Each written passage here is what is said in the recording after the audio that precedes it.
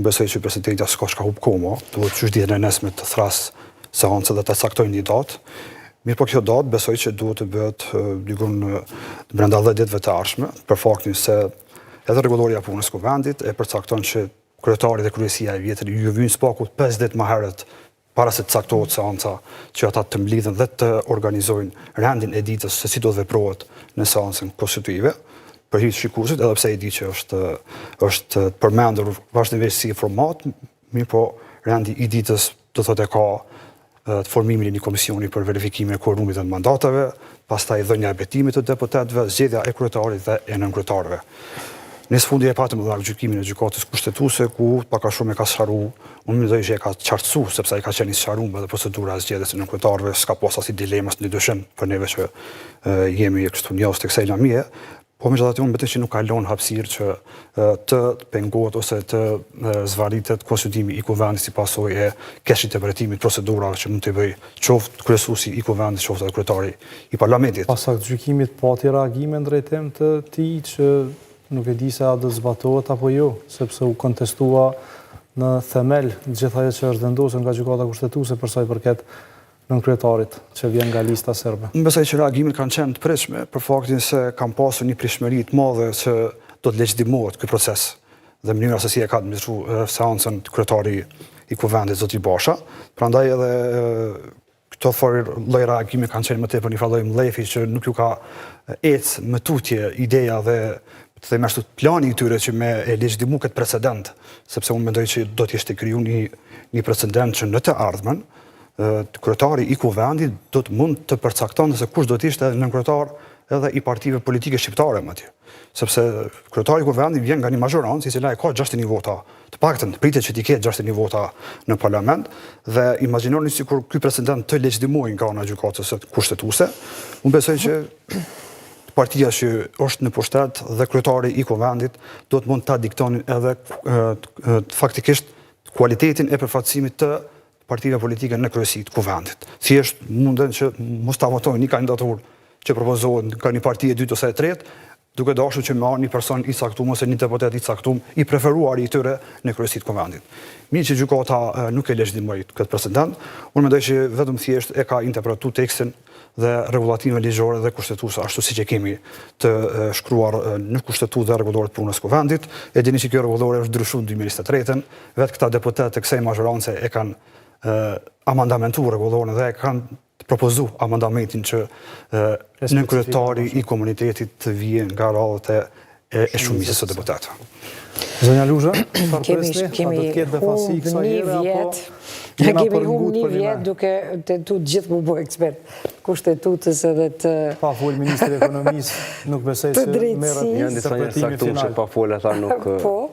edhe është e çuditshme se thjesht prandaj po them, prej dikujt që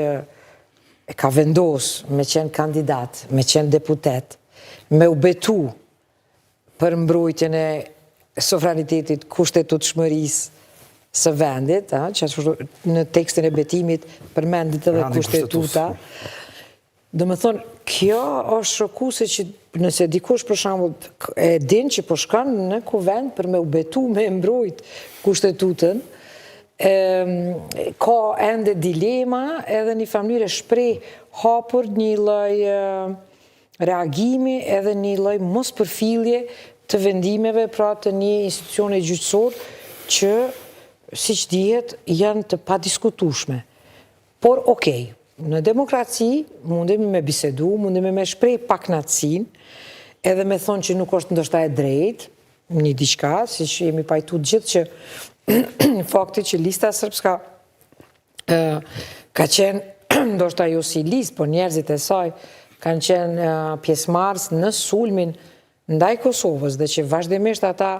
kanë punu dhe kanë ndërhyjë dhe kanë pengu ecjen e Kosovës në skenën ndërkombëtare, në realizimin e sovranitetit, nuk do të ishte e drejtë në mënyrë që ata të jenë në kuvend, të kenë vota dhe veto, të gjithë jemi pajtu me këte. Mirë po fakti tjetër që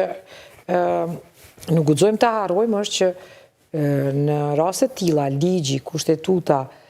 nuk e përcaktojnë një mënyrë se a është e drejtë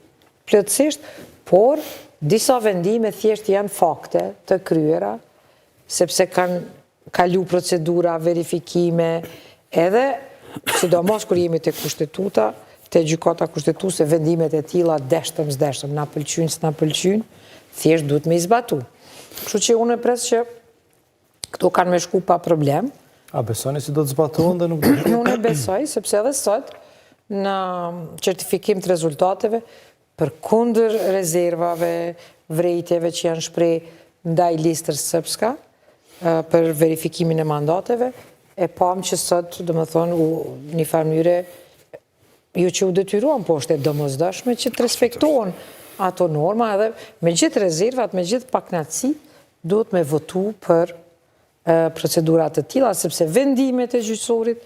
janë një farmyre të pa diskutueshme edhe duhet të zbatohen. Një deputet i cili ka shku me synim për me zbatu kushtëshmërinë, nuk besoj që duhet me aleju vetit pra që mos me zbatu vendimet e një institucioni i cili është institucioni majlar. I mirë, i keq, deputetet i zgjedhin edhe gjyqtarët. Kështu që në të ardhmen ata duhet të kenë kujdes, të kenë ma shumë, si me thonë, verifikim të mirë fill të ekspertizës, dhe ju, për shembull, të bëjnë pazar edhe në atë aspekt, duke tentu me i qu njerëz të vetë në për gjykata, e mandej me u kriju kështu përshtypje që herë po punon gjykata për një subjekt, herë po punon për një subjekt. Nëse arrim, do më thonë, me trasu një rrugë, ku vërtet, vetëm ata që meritojnë, meritokracia është i vetmi kriter për të qu njerëzit e duhur në institucionet e duhura, atëherë nuk do të kemi dyshime që për shembull në institucion është indikuar, si me them. Mirë, po përderisa ata votohen dhe propozohen nga partitë politike, gjithmonë do ta kemi këtë farë dilemën. Mbetet pra në vetë deputetët që në këtë legjislacion të punojnë bashkë edhe të mundohen me i eliminu këto, si me thonë, ndërhyrjet ose spaku perceptimet që ne i kemi nga jashtë që dikush mund të punoj për një interes të një grupit saktuar dhe ju për interesin e Kosovës edhe qytetarëve të saj. Kështu që unë pres që krejt kjo procedur ka me shku normal, kjo do të ishte mund në brenda ditës të përfundohen gjitha pikat e rendit ditës edhe uroj që kjo të ndodhë dhe mos të bëhemi qesharak edhe para miqve ndërkombëtar, sepse ndonjëherë po them kjo kokforcia e jonë që të mundohemi t'ja shpjegojmë dikujt që ne kemi të drejtë, s'është mirë që na ka bëu kështu, me të vërtetë na ka shkaktuar shumë dëm për këto vite, kështu që besoj që gjitha këto i kemi ndëgjuar, arsyetimet të gjithë i dim, të gjithë i ndajmë shqetësimet, por duhet me shku përpara edhe mos me vend numru, se dhe sidomos mos me u kthy mbrapa. Faleminderit, zoti Gashi, krejt kjo është një skenar që do të dëshironin gjithë që të funksionante, por çka nëse këto paralajmërimet që aktgjykimi është në përputhje me nuk është në përputhje me kushtetutën, gjykata kushtetuese e ka shkel kushtetutën dhe nëse vazhdon logjika e njëjtë që të insistojmë prapë që të zgjidhet nën kryetari nga shumica serbe, ashtu siç është zgjedhur në zgjedhjet e kaluara, a do të mund të konsiderojmë pas çdo hap tutje nga ana e presidentes si shkelje kushtetuese, sepse nëse nuk zgjidhet nën kryetari nga shumica serbe, atëherë vjen që nuk është kuvendi i konstituar.